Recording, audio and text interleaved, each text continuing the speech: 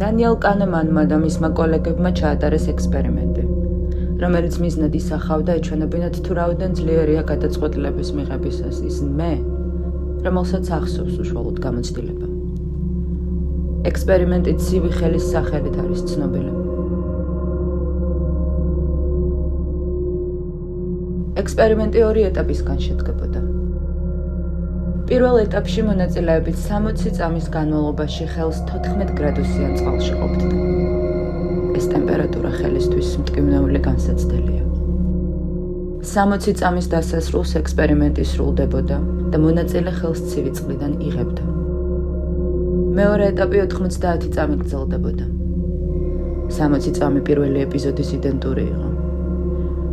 60 წამის დასასრულს ექსპერიმენტატორი წყლის ავსში თბილ წყალს უშვებდა, რაც ბოლო 30 წამის განმავლობაში წყლის ტემპერატურას 1 გრადუსით ათბობდა.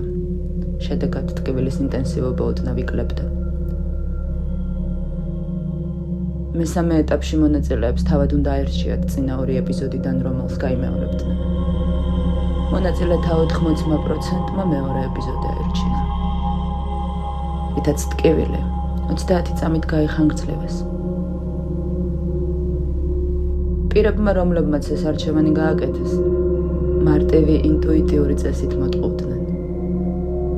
მათ ხანგრძლივი ეპიზოდის მეორე ფაზაში ტკივილი ოდნავ შეუმსუბუქდათ.